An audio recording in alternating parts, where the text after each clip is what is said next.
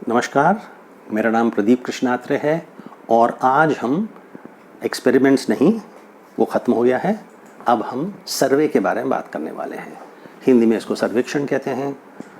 कुछ लोग का ये मानना है कि सर्वे जो है वो एक डेटा कलेक्शन मेथड है और कई लोगों का ये मानना है कि डेटा कलेक्शन मेथड नहीं है, बल्कि सर्वे या सर्वेक्षण एक मेथडोलॉजी है। तो मैं भी इस मत को मानने वाला हूँ कि सर्वे एक पूरी मेथडोलॉजी है और इसमें प्राय जो डेटा कलेक्शन मेथड या टूल इस्तेमाल किया जाता है वो क्वेश्चनर है। तो ये थोड़ा विवाद का विषय है, मगर अक्सर लोग ये कहते हैं कि सर्वे एक मेथडोलॉजी है और उस मेथडोलॉजी में एक मेथड ऑफ डेटा कलेक्शन जो है वो क्वेश्चनर होता है। तो ये तो अपन स्पष्ट हो गया कि सर्वे क्या होता है या सर्वेक्षण क्या होता है। इसमें सैम्पलिंग होती है, ख़ास तरीके की सैम्पलिंग करनी पड़ती है, ज़्यादातर अलग अलग तरह की सैम्पलिंग होती है। अगर रैंडम सैम्पलिंग कर पाते हैं तो बहुत अच्छी बात है, वरना नॉन रैंडम या नॉन प्रोबेबिलिस्टिक सैम्पलिंग करते हैं, फिर टूल का इस्तेमाल करते हैं, फिर उसकी डेटा प्रश्नावली इकट्ठा करते हैं, सांख्यिकी के आधार पर उसका विश्लेषण होता है और फिर रिजल्ट्स अनाउंस किए जाते हैं। अब मूल बात यह है कि सर्वेक्षण क्यों किया जाता है। एक्सपेरिमेंट से बिल्कुल अलग चीज़ है ये। एक्सपेरिमेंट्स में आप कुछ लोगों को 20, 30, 40, 50 लोगों को, कभी कभी 100 लोगों को अलग अलग कंट्रोल ग्रुप में या कंपैरिजन ग्रुप में, एक्सपेरिमेंटल ग्रुप में डालते हैं। 30-40 इधर डाल दिए, 30-40 उधर डाल दिए। तो कंपैरेटिवली एक्सपेरिमेंटेशन में जो है आपका सैंपल छोटा होता है। सर्वेक्षण में आपका सैंपल बहुत बड़ा हो सकता है ना। जैसे NFHS है, नेशनल फैमिली हेल्थ सर्वे है, या मीडिया के सर्वे किए जाते हैं, लाखों लोगों से बातचीत की जाती है। तो सर्वेक्षण का उद्देश्य जो है, अगर अंग्रेज़ी में कह लें तो आज की अभी की स्थिति क्या है, व्हाट इज़ द सिचुएशन, या हाउ मेनी, अगर ये प्रश्न का आप जवाब देना चाहते हैं तो आपको सर्वेक्षण करना पड़ेगा। कितने लोग अखबार पढ़ते हैं, कितने लोग टीवी देखते हैं, कितनी देर तक देखते हैं, महिलाएं ज़्यादा देखती हैं या पुरुष ज़्यादा देखते हैं। अब देखिए, यहाँ आपको कोरिलेशन करना पड़ेगा। महिलाएं इतनी देर देखती हैं, पुरुष इतनी देर देख लें, तो क्या करते हैं, आप सैंपल को डिस्क्राइब करते हैं और थोड़ा एक्सप्लेनेशन देते हैं। तो व्हाट एंड हाउ या हाउ मच का जब आप ऐसे सवालों का जवाब देना चाहते हैं तो आपको सर्वेक्षण करना पड़ता है। सर्वेक्षण में आप वाई का सवाल नहीं देखते। अगर महिला देखती हैं तो क्यों देखती हैं ज़्यादा टेलीविज़न, या सोशल मीडिया क्यों ज़्यादा इस्तेमाल करती हैं, या पुरुष ज़्यादा करते हैं तो क्यों करते हैं। वाई का जवाब आपको सर्वेक्षण अच्छी तरह से नहीं दे सकता। इसके लिए आपको कुछ और करना पड़ेगा, क्वालिटेटिव रिसर्च करना पड़ेगा, जिसके बारे में अपन शायद आगे चल के थोड़ा बात करें। तो सर्वेक्षण का भी मतलब समझ गए, सर्वे भी क्यों किया जाता है ये भी आप मतलब समझ गए। तो आपको अब इसमें सर्वेक्षण या सर्वे जो है ये मूलतः अगर इनको विभाजित कर दें तो दो तरह के होते हैं। एक कहते हैं, किताबों में ये कहा जाता है कि एक क्रॉस सेक्शनल होता है। अब क्रॉस सेक्शन का अर्थात अगर आपने बायोलॉजी पढ़ी है 12th क्लास में, 11th क्लास में, 10th क्लास में, तो आप जो है प्लांट के हिस्से का क्रॉस सेक्शन लेते हैं, उसको माइक्रोस्कोप के नीचे रख के देखते हैं। ज़ूलॉजी में भी शायद आप ऐसे ही करते हैं। शोध के संबंध में, रिसर्च के संबंध में क्रॉस सेक्शन का मतलब ये होता है कि आप एक पॉपुलेशन से, एक निर्धारित प्री डिटरमिन्ड पॉपुलेशन से एक सैंपल लेते हैं एंड इम्पॉर्टेंट चीज़ अब ये है कि उसको आप एक ही बार स्टडी करते हैं, स्टडी एट वन टाइम। इसको अपन कहते हैं क्रॉस सेक्शनल सर्वे। या आपके लिए वन शॉट स्टडी होती है, एक बार स्टडी करते हैं, सर्वेक्षण करते हैं, उसको प्रकाशित कर देते हैं। जैसे आप PhD में सर्वेक्षण कर रहे हैं तो एक ही बार करेंगे आप, तो वह क्रॉस सेक्शनल स्टडी हो जाती है। क्रॉस सेक्शनल स्टडी आपको परिवर्तन क्या हुआ ये नहीं बताती है।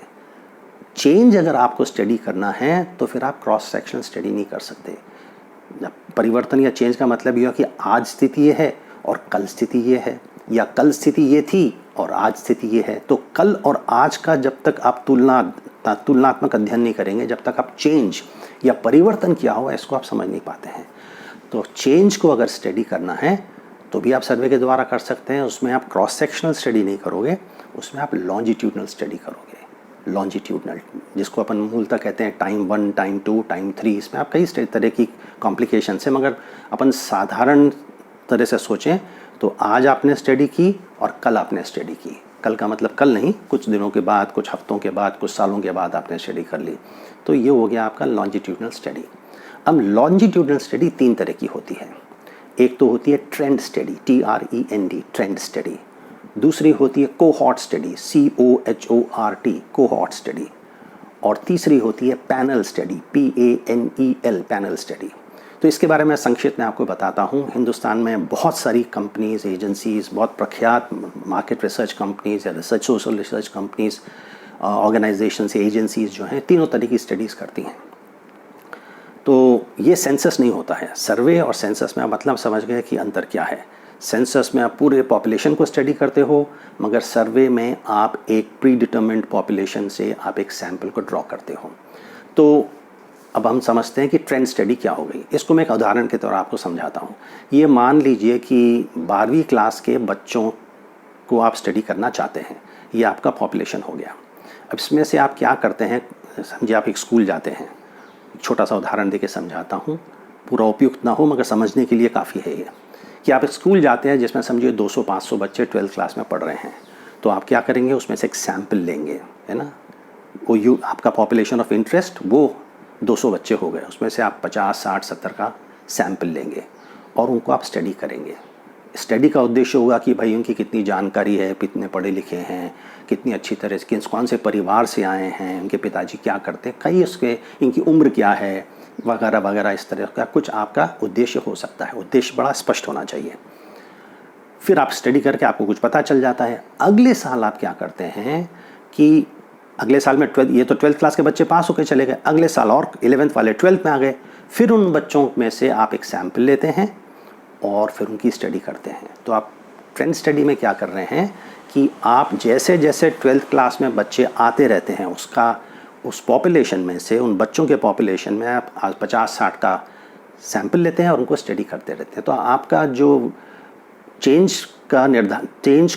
का पैमाना आपका ये होता है कि बच्चे जो है चेंज होते रहते हैं, मगर हर साल आप ऐसी स्टडी करते रहते हैं, या हर साल नहीं तो हर साल, हर 2 साल, हर 3 साल में आप इस तरह की स्टडी करते रहते हैं। तो अक्रॉस टाइम आप पता लगाते हैं। और अगर आपने इसको रैंडम सिलेक्शन किया है, बहुत आसान है, 200 बच्चे हैं, 50 सुनना है, आप रैंडमली सेलेक्ट कीजिए, तो फिर आप ये कह सकते हैं कि ये जो 50 बच्चे आप हर साल नए चुनते हैं वो रिप्रेजेंटेटिव ऑफ द पॉपुलेशन हैं। तो ये हो गया आपका ट्रेंड स्टडी के बारे में, जहाँ आपका सैंपल बदलते रहता है, मगर आप क्योंकि रैंडम सिलेक्शन कर रहे हैं हर नए पॉपुलेशन में से, हर 200 बच्चे में से, इसके लिए आप उसको ट्रेंड स्टडी करते हो। तो आप जानना चाहते हैं ट्रेंड क्या हो रहा है। जैसे मैंने बताया, आपका उद्देश्य ये हो सकता है कि भाई बच्चे कितने लंबे हैं, कितने मालनरिश्ड हैं, इस तरह की सब अगर चीज़ पता लगाना, कितने बुद्धिमान हैं, इनका क्या नॉलेज लेवल हर साल बढ़ रहा है। आप जानते हैं कि बच्चों का जो है हर साल किसी न किसी तरह से परिवर्तन आ रहा है।